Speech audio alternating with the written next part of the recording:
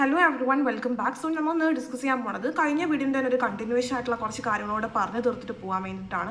കഴിഞ്ഞ വീഡിയോൻ്റെ താഴെ കമൻറ്റ് സെക്ഷനിലും എൻ്റെ പേഴ്സണലായിട്ട് ഇൻസ്റ്റഗ്രാമിലും കുറേ പേര് ഡൗട്ട് ചോദിച്ച കുറേ കാര്യങ്ങൾ കുറേ അല്ല very few important things address ചെയ്തിട്ട് പോകാൻ വേണ്ടിയിട്ടാണ് ഉദ്ദേശിക്കുന്നത്. So let's directly get into the video. അതിൽ കുറേ പേര് ഡൗട്ട് ചോദിച്ചിട്ടുള്ള ആദ്യത്തെ കാര്യം, എങ്ങനെയാണ് ഫിസിക്സും കെമിസ്ട്രീൻ്റെയും ഏറ്റവും മോസ്റ്റ് ഇമ്പോർട്ടൻ്റ് ആയിട്ടുള്ള വെയിറ്റേജ് ഏറ്റവും കൂടിയ ടോപ്പിക്സ് എന്ന് പറഞ്ഞു തരുമെന്നായിരുന്നു ഫസ്റ്റ് ക്വസ്റ്റ്യൻ.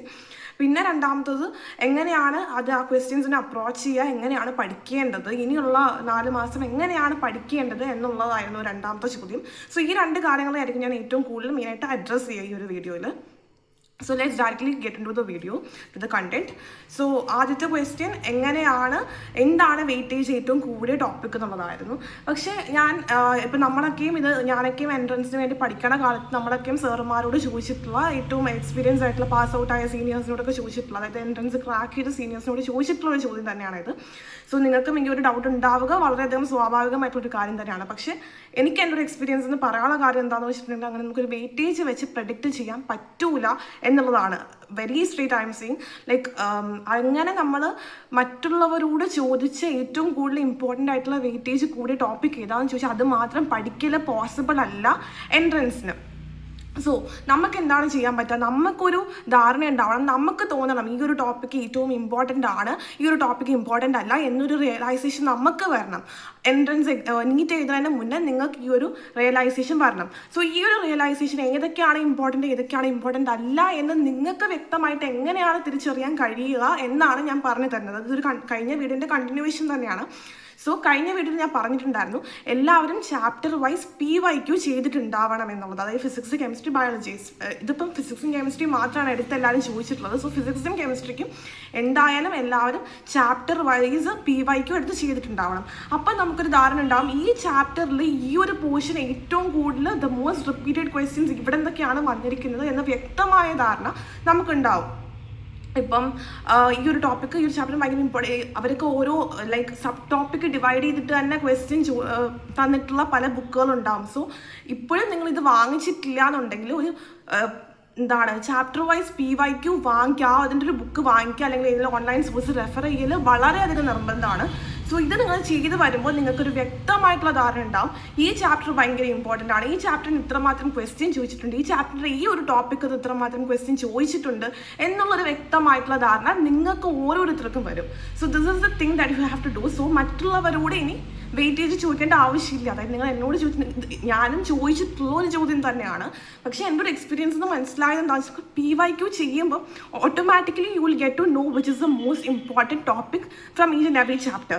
അങ്ങനെ ഈ ഒരു ഓരോ ചാപ്റ്ററിലും ഓരോ ദ മോസ്റ്റ് ഫേവറേറ്റ് പോർഷൻ ഉണ്ടാവും. ദ ക്വസ്റ്റ്യനയറിന് ചോദിക്കാൻ ഏറ്റവും ഇഷ്ടമുള്ള ഓരോ പോർഷൻ ഉണ്ടാവും. അപ്പം നിങ്ങൾ PYQ ചെയ്യുമ്പോഴാണ് നിങ്ങൾക്ക് അതിനെപ്പറ്റി വ്യക്തമായിട്ടുള്ള ധാരണ ഉണ്ടാവുക.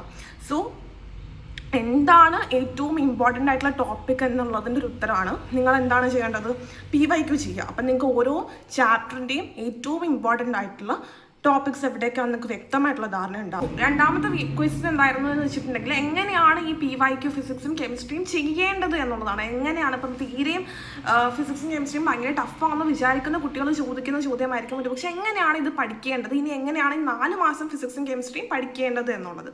സോ അതിൻ്റെ PYQ തന്നെയാണ് ചെയ്യേണ്ടത്. പക്ഷെ എങ്ങനെ PYQ ചെയ്യണം, എത്ര ടൈം ഇതിന് വേണ്ടി ഇൻവെസ്റ്റ് ചെയ്യണം എന്നറിയാത്ത കുട്ടികൾക്ക് വേണ്ടി ജസ്റ്റ് ഒന്ന് അത് പറഞ്ഞു തരുകയാണ്.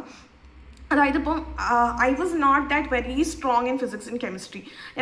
എനിക്ക് ഒരു പോയിന്റ് കഴിഞ്ഞപ്പം മാത്രമാണ് ഫിസിക്സും കെമിസ്ട്രി എനിക്ക് ഭയങ്കരമായിട്ട് ഇഷ്ടപ്പെട്ട് ഞാനത് ചെയ്യാൻ തുടങ്ങിയത്. സോ അതെങ്ങനെയായിരുന്നു, ഞാൻ എങ്ങനെയാണ് ഫോളോ ചെയ്തതെന്ന് പറയാം. ഭയങ്കര ആപ്റ്റായിട്ടുള്ള മെത്തേഡ് എന്നല്ല, ഞാനിതായിരുന്നു ചെയ്തിരുന്നത്. ചിലപ്പം ഓരോരുത്തർക്കും ഇത് വർക്കൗട്ട് ആയേക്കാം, ചിലർക്ക് ആയില്ല എന്നും വരാം. ബട്ട് എനിക്കത് 100% വർക്കൗട്ട് ആയിട്ടുണ്ട്. സോ ഞാനത് പറഞ്ഞുതരാം നിങ്ങൾക്ക്. അതായത് ഞാൻ PYQ എടുത്ത് ചെയ്യുമ്പോൾ എനിക്ക് ഒരു പക്ഷേ ഫസ്റ്റ് ക്വസ്റ്റ്യൻ വായിക്കുമ്പോൾ തന്നെ അത് ചെയ്യാൻ അറിയാമെന്നുണ്ടാകണം എന്നില്ല. സോ ദ ഫസ്റ്റ് ക്വസ്റ്റ്യൻ ഞാൻ വായിക്കും, എനിക്കത് ചെയ്യാൻ അറിയാമെങ്കിൽ I just try to do it. ഒരു അറ്റംപ്റ്റ് ഞാൻ നടത്തും. എനിക്കത് ചെയ്യാൻ പറ്റിയാൽ ഇറ്റ്സ് ഓക്കെ. എന്നാൽ പോലും ഇപ്പം ചെയ്യാൻ പറ്റിയാലും പറ്റിയില്ല എന്ന് വിചാരിച്ചു. പറ്റിയില്ലെങ്കിൽ I will just go to the key. Answer key എന്തായാലും തന്നിട്ടുണ്ടാവും അതിൽ തന്നെ. കീ നോക്കി അവരെങ്ങനെയാണ് അത് ചെയ്തിരിക്കുന്നതെന്ന് മനസ്സിലാക്കിയിട്ട് ഞാനത് ചെയ്യാൻ നോക്കും. എന്നിട്ട് മറച്ച് വെച്ചിട്ട് ഞാൻ ചെയ്യാൻ നോക്കും. അപ്പോൾ എനിക്ക് കിട്ടാതിരിക്കും. ഇൻ കേസ് കിട്ടിയില്ലെങ്കിൽ ഒന്നും കൂടെ നോക്കുക എവിടെയാണ് തെറ്റിയത്.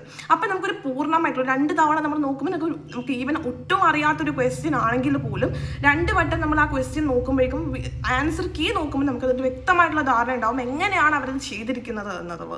എന്നിട്ട് അത് ചെയ്ത് പഠിക്കുക. അപ്പോൾ 2 വട്ടം ചെയ്തു, നിങ്ങൾ നോക്കി ചെയ്തപ്പോൾ നിങ്ങൾക്ക് മനസ്സിലായി ഇത് എങ്ങനെയാണ് ചെയ്യേണ്ടതെന്ന്.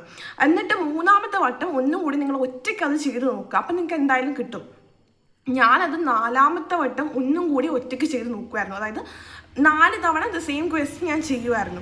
എന്നിട്ട് അത് കഴിഞ്ഞ് ഇങ്ങനെ ഓരോ ക്വസ്റ്റ്യനും ചെയ്ത് പോകും. അപ്പോൾ ഒരു ക്വസ്റ്റ്യൻ ചിലപ്പോൾ നമ്മളൊരു 10 മിനിറ്റ് 12 മിനിറ്റ് ഒക്കെ എടുക്കും. പക്ഷേ ആ ക്വസ്റ്റ്യൻ പിന്നെ ഞാൻ എന്തായാലും പഠിച്ചു തരുന്നത്. ഞാൻ ഇങ്ങനെയായിരുന്നു ഫിസിക്സും കെമിസ്ട്രിയും പഠിക്കുന്നത്. ഓരോ ക്വസ്റ്റ്യനും ഇത്രയും ടൈം ഇൻവെസ്റ്റ് ചെയ്തിട്ടായിരുന്നു പോകുന്നത്.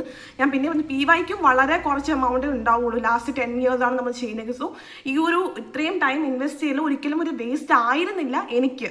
ഇങ്ങനെ തന്നെയാണ് ഓൾമോസ്റ്റ് എല്ലാവർക്കും. ഈ ഒരു ഇപ്പം നിങ്ങൾക്ക് ഫിസിക്സും കെമിസ്ട്രിയും ഇപ്പോഴും എങ്ങനെ ചെയ്യണം, എങ്ങനെ പ്രൊസീഡ് ചെയ്യണം എന്നറിയാത്ത കുട്ടികൾക്ക് ഈ ഒരു മെത്തേഡ് എന്തായാലും നിങ്ങൾക്ക് ഇംപ്ലിമെൻറ്റ് ചെയ്താൽ നിങ്ങൾക്ക് ഉറപ്പായിട്ട് റിസൾട്ട് ഉണ്ടാവുമെന്ന് എനിക്ക് ഉറപ്പുണ്ട്. കാരണം എനിക്കൊരു റിസൾട്ട് ഉണ്ടായിട്ടുണ്ട് ഇങ്ങനെ ചെയ്തപ്പോൾ. അങ്ങനെ ഈച്ച് ആൻഡ് എവറി ക്വസ്റ്റ്യൻ നിങ്ങൾ ഇങ്ങനെ ഫിസിക്സിനും ഫിസിക്കൽ കെമിസ്ട്രിക്കും ഇങ്ങനെയാണ്. Inorganic same method as like നമ്മൾ ബയോളജി എങ്ങനെ പഠിക്കുമോ അങ്ങനെ തന്നെ പഠിക്കണം. ഈച്ച് ആൻഡ് എവറി ലൈൻ നമ്മൾ NCERT പഠിക്കണം. പിന്നെ ഓർഗാനിക് ലൈക്ക് നിങ്ങൾ കോൺസെപ്റ്റ് നല്ല വൃത്തിക്ക് പഠിച്ച് കുറേ ക്വസ്റ്റ്യൻ ചെയ്ത് പഠിക്കുക. ഇതാണ് ഈ ഒരു മെത്തേഡ്. സോ ഫിസിക്സ് പഠിക്കേണ്ടത് each and every previous year question നമ്മൾ ഓരോ ക്വസ്റ്റ്യൻ എടുത്തും ചെയ്ത് പഠിക്കുക. ഇപ്പോഴും ഒരു ഐഡിയ ഇല്ലാത്തവർക്ക് വേണ്ടിയിട്ടാണ് ഞാൻ പറയുന്നത്.